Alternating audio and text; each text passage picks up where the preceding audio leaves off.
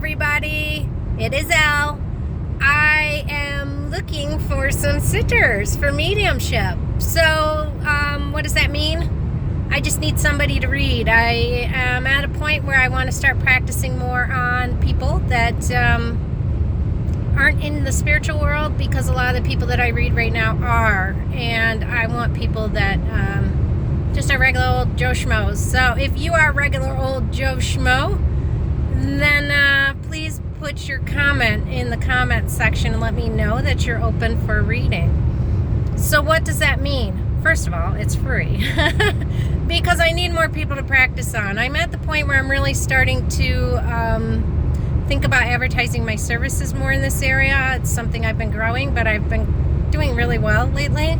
And I just want more people to practice on before I put it out there as in a regular service that I provide all the time. So here goes. What is it for you? As a sitter is what we call you if you come to a medium. You have to do nothing. Literally nothing. Really all I'm looking for is at the end of the information I give you, you tell me does that fit or not. I may ask something like, does this resonate? Does this fit with somebody in your life? Because if I'm going down the wrong direction and you can't think of anybody, well, I'm going to look for more evidence, and I'm going to ask for more evidence that you can understand at that point, instead of just continuing to go in a direction that it's not making sense to you. And when I say I'm going to ask for more evidence, I'm going to ask the spirit world to bring through more evidence that you would understand, so you can understand which spirit that is. So, what do I need from you? Besides nothing. No names, no birth dates. I don't want your name. I don't want the person's name who's passed. Ideally, you would have a few people that have passed that you've known pretty well, because you need to understand what I'm saying. If I'm telling you about somebody that's passed, your grandmother that you've never met, well, how do you validate that? And I am at the practicing point, so I need it to be somebody you can say, oh yeah, my grandma always did that. For example, read somebody last night, and I was telling them I'm seeing those big, tall, kind of skinnier buildings. They look like either really tall houses, they're kind of 3-story, or apartment buildings, and they're all very close together. They're either connected or very close together. Well, she could validate this lady that I had described to her very well, that she did live in those. In fact, she was I think they're called a super in them. So they took care of those buildings. So they lived in lots of buildings like that, and it was always those very tall 3-story ones in New York, where it was a busy neighborhood, and the buildings were like that. They were either connected or very, very close together.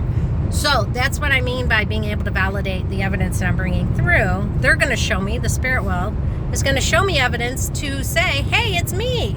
Do you remember this about me? Remember this about me? Remember this about me? And they'll bring through this evidence. Sometimes they bring through exactly the layout of their house. And I can literally say, when you go in the front door, there was this over there. To the left, there was this. Stuff like that. Stuff that you have to know you would have had to been in their house to validate. So, if you don't know them, if you don't know anybody that's passed, don't sign up. But if you do, great, please do sign up. And like I said, I don't need any information from you other than I may just ask, does this resonate? Does this make sense? Are you identifying this person, or do I need to bring through more evidence? I'll always bring through a message towards the end to see what information they want to give.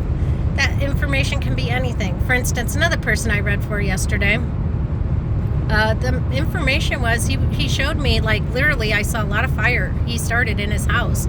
And, I could say to her, he's very aware of the fires he started in life, the problems he caused. And, sometimes on the other side, they have a different perspective now, and they're very, very aware that they shouldn't have done those things. So I'll see images of things that this person really is kind of regretting. I saw his wife very, like, I think he was overbearing, very, kind of sitting at a table very hush-hush shy, not wanting to say the wrong thing or do the wrong thing. And she admitted that he had beaten his kids and things like that. So it's sad, but these are the things that do come through. So be prepared for that. I can't guarantee it's not going to be emotional, because sometimes it is. And sometimes it's just really nice memories, and it leaves you with a great smile. And I always try to bring through something that's, at the end of the day, healing, because that's what mediumship is all about.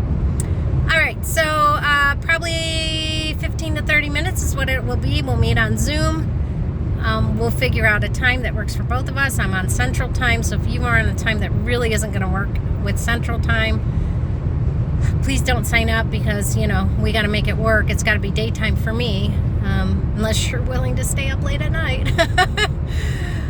So anyway, yeah, I'd like to do some this weekend if possible, and maybe next weekend too. So yeah, go ahead and sign up, let me know, and then I'll reply on your message and just let you know to contact me, and we'll take it from there and set up a meeting.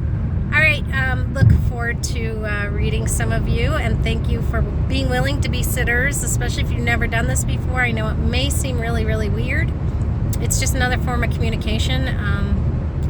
This stuff really isn't that hard to do. I don't know why more people don't do it and why they don't believe in it, because it's like the stuff that comes through is irrefutable. So I don't know. It is what it is. Whatever you believe in, if you don't believe in it, that's cool too. Please know people though that don't believe in it, or don't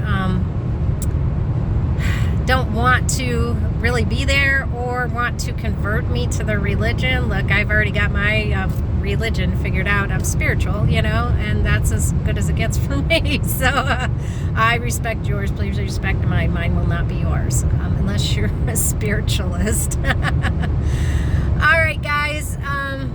I would love to read some of you. So let me practice on you, and you just at the end, take notes during the reading. At the end, tell me what I got right, and if I got something, maybe I interpreted it a little bit wrong, then I want to know that, because that's what helps me grow, and that's why I'm doing this. So